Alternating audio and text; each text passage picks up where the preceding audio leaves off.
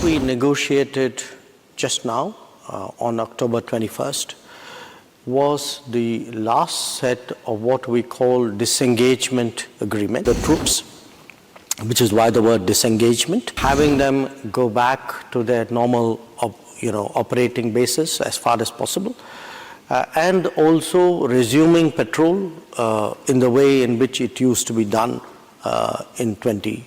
The disengagement chapter is done.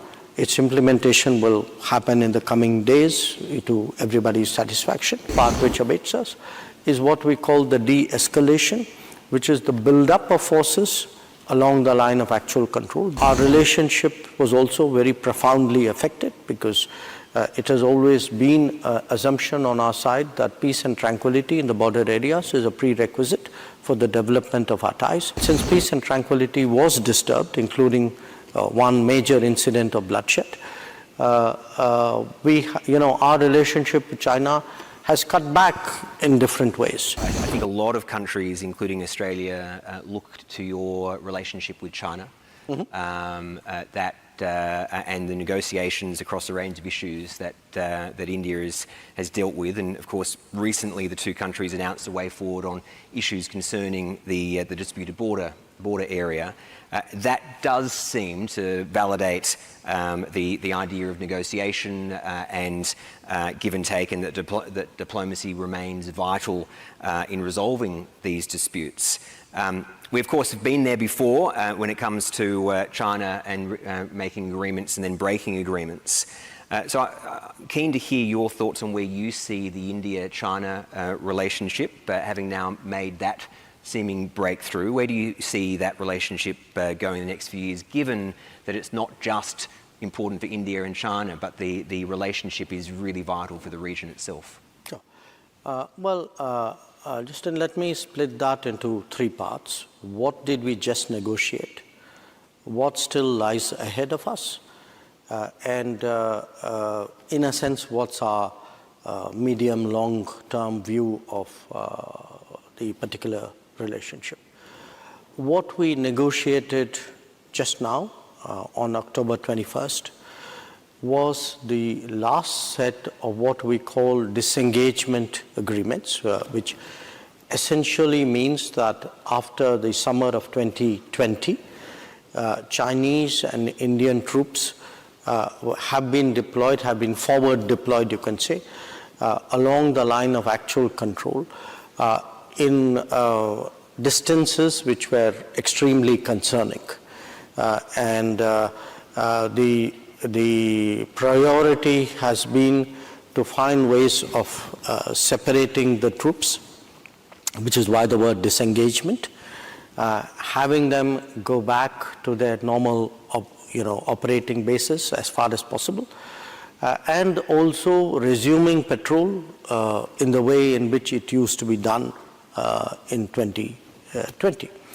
Now, this lot of the last agreement, you can say, primarily related to two areas which had to do with patrolling, where there were obstructions to the patrolling, and those obstructions were resolved. And the expectation is that patrolling there would resume. In fact, it is happening as we speak. It will take a little while because so we did the initial verification patrolling, then the actual patrolling takes place after that. Now, that's the part which we have got done. So you can say, in a way, the disengagement chapter is done.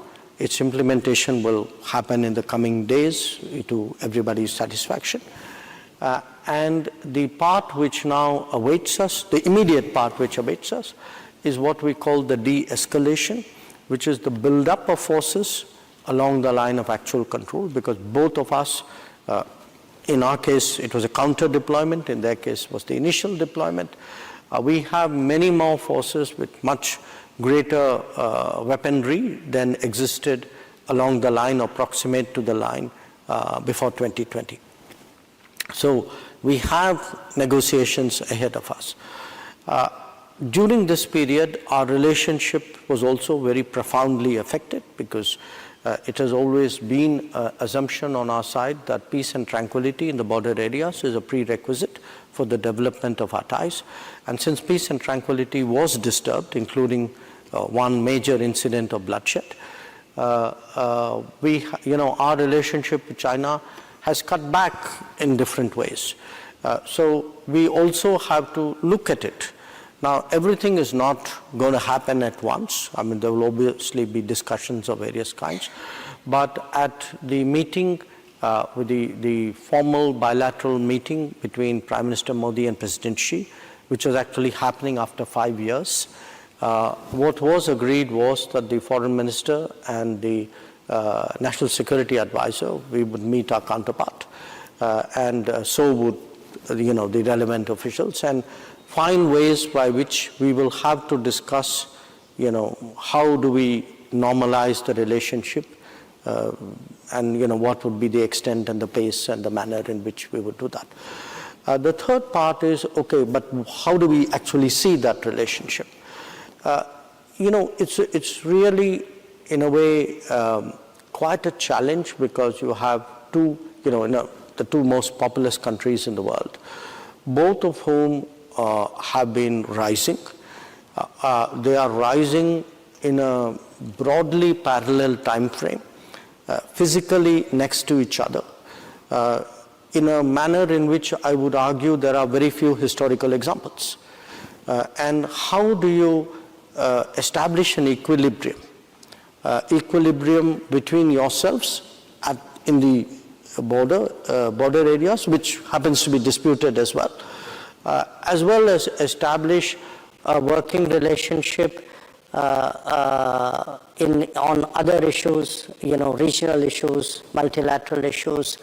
How do your new expressions of influence and activities impact on the relationship?